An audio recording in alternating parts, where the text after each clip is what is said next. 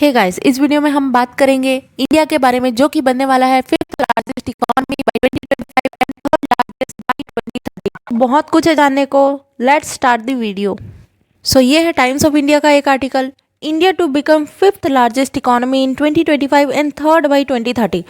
तो क्वेश्चन आपके मन में ये आ रहा होगा कि आपने कुछ दिन पहले सुना तो होगा कि India already fifth largest economy है। सो भारत फिर से फिफ्थ लार्जेस्ट इकोनॉमी बन कैसे सकता है? इसके बारे में और जानते हैं। उससे पहले ये प्रैक्टिस क्वेश्चन अटेम्प्ट कर लो। Arrange the following countries on the basis of their economies. तो आपको बेसिकली इन कंट्रीज को अरेंज करना है, सबसे बड़ी इकोनॉमी, देन उससे छोटी एंड लाइकवाइज। यहाँ पे आपके ऑप्शन है China, United Kingdom, France and Japan. Choose your correct option. As usual इसका आंसर मैं वीडियो के एंड में प्रोवाइड करूंगी। तब तक के लिए वीडियो पॉज करके इसे कमेंट सेक्शन में अटेम्प्ट करो। नाउ भारत बनने वाला है वर्ल्ड का फिफ्थ लार्जेस्ट इकोनॉमी। नाउ हमारे पास 2019 का डेटा है, जहाँ पे इंडिया बना था fifth largest economy and India ने ओवरटेक किया था यूके को। नाउ क्वेश्चन ये आता है कि इंडिया की एट प्रेजेंट रैंक क्या है? इंडिया की रैंक है 6th, क्योंकि यूके को जिसको ओवरटेक किया था। Now because of pandemic situation and lockdown के चक्कर में Indian economy was badly hit and India जो है वो अपनी पोजीशन से रेलीगेट करके आ गया है 6th पोजीशन पे एंड यूके ने अगेन पा ली है 5th पोजीशन। नाउ यहाँ पे देख लो वर्ल्ड की टॉप 10 इकोनॉमीज के बारे में। सबसे पहले नंबर पे है US and then China, Japan, Germany, UK and India की पोजीशन एट प्रेजेंट है 6th। Then France, Italy, Canada and Korea and this is obviously South Korea. Now यहाँ पे ये आ सकता है एग्जाम में आपके अरेंज करने के लिए इन कंट्रीज को। This is very important from exam point of view. यहाँ पे भारत बनने वाला है 2030 में थर्ड लार्जेस्ट इकोनॉमी। और ये मैं नहीं कह रही हूँ, यहाँ पे ये रिपोर्ट रिलीज़ की है एक थिंक टैंक ने, जिसका नाम है CEBR, mean centre for economics and business research. ये एक यूके बेस्ड थिंक टैंक है जो ये रिसर्च करती है कि किस कंट्री की इकोनॉमी कितनी है एंड वो फ्यूचर में जाके कितना इम्प्रूव हो सकती है या फिर डाउनग्रेड हो सकती है। बेसिकली ये इनकी एनुअल रिपोर्ट्स होती हैं जो हर साल पब्लिश करते हैं और इकोनॉमीज़ के बारे में बताती हैं। इन्होंने अपनी फाइंडिंग में ये बताया है कि इंडियन इकोनॉमी पैंडेमिक की वजह से बैडली हिट हुआ है एंड यहाँ पे एक और रीज़न इन्होंने दिया है कि वीकनेस ऑफ रुपीज़, क्योंकि रुपी डॉलर के कंपेयर में बहुत ज़्यादा वीक हुए हैं एंड यूरो उतना ज़्यादा वीक नहीं हुआ है। Because of that Indian economy was badly hit.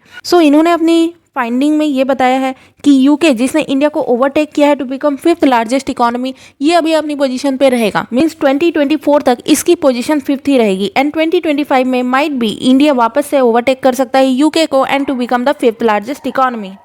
And possibly India Germany को ओवरटेक कर ले 2027 में एंड 2030 में इंडिया जापान को भी ओवरटेक कर सकता है एंड बन सकता है वर्ल्ड की third biggest economy. Now interestingly इन्होंने अपनी फाइंडिंग में चाइना के बारे में बताया कि चाइना बन सकता है वर्ल्ड की biggest economy in 2028, 5 year earlier estimated then previously estimated. इन्होंने जब पहले एस्टिमेट किया था तो 2028 से 5 साल पहले एस्टिमेट किया था, मीन्स 5 साल बाद में। नाउ अब ये एस्टिमेट कर रहे हैं कि 2028 तक चाइना बन सकता है वर्ल्ड की बिगेस्ट इकोनॉमी। यहाँ पे हम जो बात कर रहे हैं ये नॉमिनल जीडीपी के टर्म्स में बात कर रहे हैं। देखो दो चीज़ होती है, एक नॉमिनल जीडीपी होती है, एक रियल जीडीपी होती है। रियल जीडीपी तो बहुत सालों तक एक ही रहती है, वहाँ से हम कंपेयर नहीं कर सकते, हर साल एस्टिमेट नहीं कर सकते। बेसिकली ये सब जो फाइंडिंग्स होती हैं ये बेस्ड होती है नॉमिनल जीडीपी पे। नाउ क्वेश्चन यहाँ पे ये उठता है कि यहाँ पे जो ग्रोथ एस्टिमेट कर रहे हैं क्या रियल में इतनी ग्रोथ होती है? बिकॉज देखो इंडिया ऑलरेडी इतनी सारी प्रॉब्लम फेस कर रहा है, poverty, unemployment, climate change and many more. उसके अगेंस्ट अगर इंडिया थर्ड लार्जेस्ट इकोनॉमी बन भी जाता है इन फ्यूचर, तो क्या ये सब प्रॉब्लम हट जाएंगी? इसका आंसर है नो, बिकॉज रियल जीडीपी जो होता है वो गुड इंडिकेटर होता है इकोनॉमिक ग्रोथ का एंड जो हम यूज़ करते हैं वो नॉमिनल जीडीपी यूज़ करते हैं and nominal GDP is not a good indicator of economic growth. वो बस करंट प्राइसेस में, मार्केट प्राइसेस में आपको बताएगा कि इकोनॉमिक आउटपुट कितनी है साल भर की। यहाँ पे हम जो देखते हैं nominal GDP that was based on current market price and real GDP में जब हम बात करते हैं तो वो बेस मार्केट प्राइस के बारे में होता है।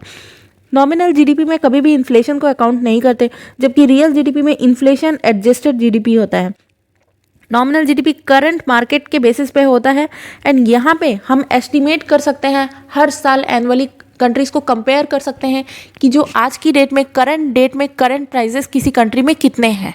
नाउ यहाँ पे एक और क्वेश्चन उठता है, जब नॉमिनल जीडीपी गुड इंडिकेटर नहीं है ग्रोथ रेट का, सो हम नॉमिनल जीडीपी को यूज़ ही क्यों करते हैं। सो यहाँ पे मैं कहूँगी कि नॉमिनल जीडीपी कंपैरेटिवली बहुत इजी होता है कंपेयर करने के लिए, क्योंकि यहाँ पे करंट मार्केट प्राइसेस के बेसिस पे कंपेयर करते हैं। मींस यहाँ पे हमें ना कोई बेस प्राइस लेना रहता है, ना कोई फ्यूचर प्राइस, ना कोई पास्ट प्राइस लेना रहता है। जो आज की डेट में जो करंट आउटपुट है हम उसी के बेसिस में कंपेयर करते हैं। नाउ यहाँ पे एक चीज़ और जानने वाली बात है कि इंडिया तो नॉमिनल जीडीपी के बेसिस में 5th लार्जेस्ट इकोनॉमी बन सकती है, या अभी जो है वो 6th लार्जेस्ट इकोनॉमी है, आप ऐसे बोल सकते हैं। बट आपने ये भी सुना होगा कि इंडिया 3rd लार्जेस्ट इकोनॉमी है on the basis of PPP. PPP means होता है परचेजिंग पावर पैरिटी। सो ये क्या होता है अब, तो जब हम इकोनॉमीज को कंपेयर करते हैं on the basis of PPP, दो कंट्रीज की आपस में परचेजिंग पावर को कंपेयर करते हैं। For example India and China है, तो कोई चीज़ अगर इंडिया में वो 50 रुपीज़ की मिल रही है तो सेम चीज़ चाइना में कितने रुपीज़ की मिलेगी, या कितने रेमेनबी वहाँ पे यूज़ करते हैं। फॉर एग्जांपल आप यहाँ पे यूएस ले लो कि यूएस में वो कितने डॉलर्स में मिल रही है।